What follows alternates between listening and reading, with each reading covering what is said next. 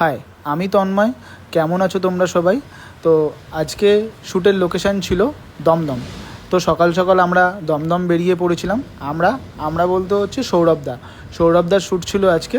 সৌরভদা আমাকে 3-4 দিন আগে থেকেই নক করে রেখেছে যে ভাই একটা শ্যুট আছে, তো তুই রেডি থাকিস। তো আমরা সকাল সকাল শ্যুটের লোকেশানে পৌঁছে যাই। সেখানে অলরেডি মেকআপ শুরু হয়ে গেছে। আমি কিছু মেকআপের জুয়েলারির শটগুলো নিচ্ছিলাম। আর এখানে মেকআপে রয়েছে কৌশিক, আর মডেল হচ্ছে আমাদের দিবিয়া।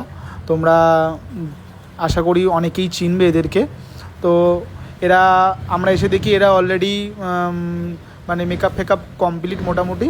কারণ আজকের শ্যুটটা অনেকটাই লেট হবে, কারণ আজকে টোটাল 20খানা ড্রেসের শ্যুট। হ্যাঁ, ঠিক শুনেছো, আজকে টোটাল 20খানা ড্রেসের শ্যুট। মানে অতটাও সহজ নয়। তোমরা যারা এই প্রফেশনে আছো তারা জানো 20খানা ড্রেসের শ্যুট করতে কত টাইম লাগতে পারে, আর কতটা ধৈর্য, কতটা কষ্ট করতে হবে 20খানা ড্রেসের শ্যুট বের করতে গেলে। তো সৌরভদার মতো ফটো নিচ্ছিল, আমি আমার মতো রিলসের শটগুলো নিচ্ছিলাম। কারণ বুঝতেই পেরেছিলাম যে আজকে অনেক টাইম লাগবে, তো মাথা ঠান্ডা করে কাজ করছিলাম। তোমরা আমাকে সবাই কম বেশি জানাও যে আমার কাজ খুব সুন্দর হয়, খুব ভালো লাগে তোমাদের। সত্যি বলছি, একটা সিনেমাটোগ্রাফার বা ফটোগ্রাফারের এর থেকে বড় পাওনা কিছু হতে পারে না, সত্যিই হতে পারে না।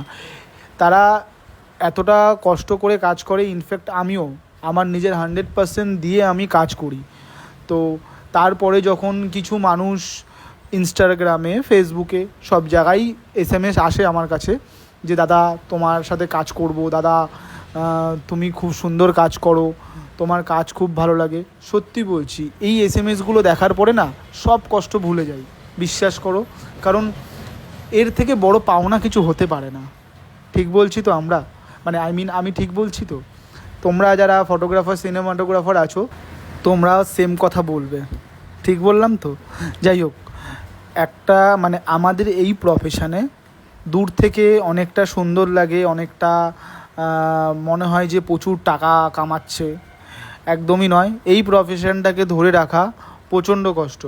আর একটা মধ্যবিত্ত ঘরের ছেলে এই প্রফেশনটাকে ধরে রাখতে গেলে তাকে অনেকটা পরিমাণে স্ট্রাগল করতে হয়, অনেকটা পরিমাণে কষ্ট করতে হয়, দিনের পর দিন, রাতের পর রাত কষ্ট করতে হয়। একমাত্র যারা এই প্রফেশনটাকে ধরে রেখেছে তারা জানে যাদের এই প্রফেশনটা নিয়েই সব কিছু, তারাই একমাত্র বুঝতে পারে। তো সবাই যে যার 100% দাও, যতটা পারো। এটাই বলবো, সফলতা একদিন আসবেই, কেউ তোমাকে আটকাতে পারবে না। এটা আমি নিজে বিশ্বাসী। আর আমি নিজে কোনো জায়গায় কাজে গেলে আমি আমার 100% দিয়ে ওখানে আসি। কারণ আমি জানি আমি 100% দিলে একটা টাইমের পরে গিয়ে আমি ওখান থেকে কিছু না কিছু রেজাল্ট পাবো। তো এটাই বলবো, সবাই মন দিয়ে কাজ করো, খুব সুন্দর সুন্দর কাজ করো, খুব সুন্দর সুন্দর রেজাল্ট দাও, যাতে তোমাদের কাজ দেখেও তোমাদেরকে সবাই SMS করে যে দাদা খুব সুন্দর কাজ করছো। এইটা শুনতে কার না ভালো লাগে? সবারই ভালো লাগে, তাই না? ঠিক বলছি তো? যাই হোক, এই করতে করতে অনেকগুলো ড্রেসের আমরা শ্যুট করে ফেলেছি। তো মাঝখানে আমরা টিফিন করে নিয়েছিলাম, কারণ টিফিনের শটগুলো আর দেখাইনি। টিফিন করে নেওয়ার পরে আমরা আবার কাজে লেগে পড়েছিলাম, কারণ এক এক করে শ্যুট হচ্ছে, এক এক করে সব ফটো ভিডিও নেওয়া হচ্ছিল। তো এখানে খুব ওই দিনকে আমরা খুব মজা করেছি। খুব কখনই যে 20খানা ড্রেসের শ্যুট হয়ে যাচ্ছে বুঝতে পারিনি, কারণ সবাই আমরা হেসে কাজ করছিলাম, মজা করতে করতে কাজ করছিলাম। হ্যাঁ, তো কাজটা তুমি যে প্রফেশনটাকে বেছে নিয়েছো লাইফে, সেটাকে যখন তুমি ভালোবাসবে, তোমার মনেই হবে না তুমি কাজ করছো। ঠিক আছে? হ্যাঁ, কিছু কিছু সময় মনে হবে অনেকটা কষ্ট হচ্ছে, আর কষ্ট তোমাকে করতেই হবে। লাইফে এগোতে গেলে তোমাকে কষ্ট করতেই হবে, এটাই স্বাভাবিক, তাই না? এটা সবাই তোমরাও জানো যে লাইফে অনেকটা দূর পৌঁছাতে গেলে, অনেকটা বড় স্বপ্ন রাখলে, সেই স্বপ্নটাকে পূরণ করতে গেলে তোমাকে কষ্ট করতেই হবে। তো যারা যারা কষ্ট করছো, স্ট্রাগল করছো, করে যাও।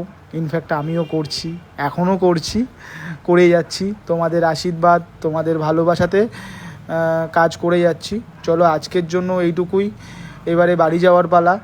সবাই ভালো থেকো, সুস্থ থেকো, বাই।